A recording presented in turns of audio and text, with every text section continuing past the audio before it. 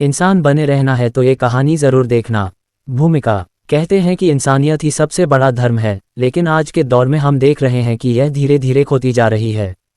हम मशीनों की तरह जीने लगे हैं, संवेदनाओं को भूलते जा रहे हैं और स्वार्थ के अंधकार में डूबते जा रहे हैं। परंतु कभी कभी कुछ घटनाएं हमें झकझोर कर रख देती हैं और याद दिलाती हैं कि इंसान बने रहना सबसे महत्वपूर्ण चीज़ है। ये कहानी भी एक ऐसी ही घटना पर आधारित है जो हमें बताती है कि असली इंसानियत क्या होती है।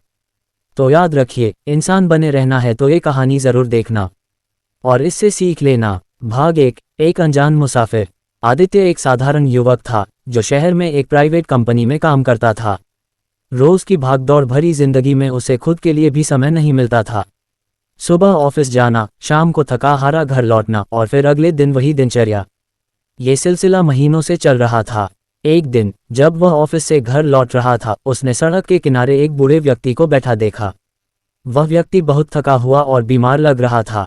उसकी आंखों में एक अजीब सी उदासी थी, मानो उसने बहुत कुछ सह लिया हो। आदित्य के कदम अनायास ही रुक गए। बाबा, आप ठीक हैं? आदित्य ने झुककर पूछा। बूढ़े व्यक्ति ने धीरे से सिर उठाया और कांपती आवाज में बोला, बेटा, मैं बहुत भूखा हूँ। 2 दिन से कुछ नहीं खाया। आदित्य को झटका लगा। वह सोचने लगा कि जहां लोग आलीशान होटल में हजारों रुपये खर्च कर देते हैं, वहीं कोई 2 दिनों से भूखा है। उसने तुरंत पास के होटल से खाना लाकर बूढ़े व्यक्ति को दिया। बूढ़े व्यक्ति ने खाना खाया और फिर आंसू भरी आंखों से आदित्य की ओर देखा। बेटा, भगवान तेरा भला करे। आदित्य ने हल्की मुस्कान दी और आगे बढ़ गया, लेकिन उसके मन में उस व्यक्ति की तस्वीर रह गई। भाग 2, इंसानियत की परीक्षा। अगले दिन आदित्य उसी रास्ते से गुजरा। उसने देखा कि बूढ़ा व्यक्ति वहीं बैठा था और इस बार उसके पास कुछ और लोग भी बैठे थे। सभी भूखे और थके हुए लग रहे थे। आदित्य को महसूस हुआ कि यह समस्या सिर्फ एक व्यक्ति की नहीं, बल्कि समाज की है। वह सोचने लगा कि क्या किया जाए। फिर उसे एक उपाय सूझा। आदित्य ने अपने कुछ दोस्तों को बुलाया और उनसे इस बारे में चर्चा की। वे सब सहमत हुए कि उन्हें कुछ करना चाहिए। उन्होंने मिलकर रोज कम से कम 10 गरीबों को खाना खिलाने का निर्णय लिया। धीरे धीरे ये पहल एक बड़े आंदोलन में बदल गई। शहर के और लोग भी इस मुहिम से जुड़ने लगे। वे न केवल भूखों को खाना खिलाने लगे, बल्कि उनके रहने, पढ़ाई और स्वास्थ्य का भी ध्यान रखने लगे। भाग 3, समाज की सोच। लेकिन ये काम इतना आसान नहीं था। कुछ लोगों ने सवाल उठाए, तुम लोग ये सब क्यों कर रहे हो?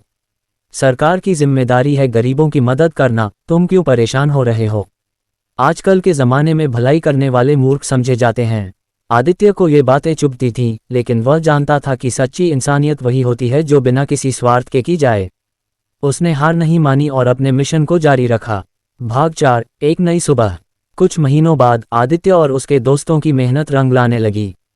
कई बेघर लोगों को रहने की जगह मिल गई। कुछ बच्चे स्कूल जाने लगे और कई बेरोजगारों को रोजगार मिल गया। एक दिन वही बूढ़े व्यक्ति जिनसे ये सब शुरू हुआ था, आदित्य के पास आए। वे अब स्वस्थ और खुश थे। उन्होंने आदित्य का हाथ थामा और कहा, बेटा, तुमने मुझे सिर्फ खाना नहीं दिया, तुमने मेरी जिंदगी लौटा दी।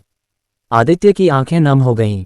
उसे आज पहली बार एहसास हुआ कि असली खुशी क्या होती है। निष्कर्ष, ये कहानी हमें सिखाती है कि इंसानियत सबसे बड़ा धर्म है। हम छोटे छोटे कदमों से भी समाज में बड़ा बदलाव ला सकते हैं। अगर हर व्यक्ति सिर्फ एक ज़रूरतमंद की मदद करे तो दुनिया कहीं बेहतर जगह बन सकती है।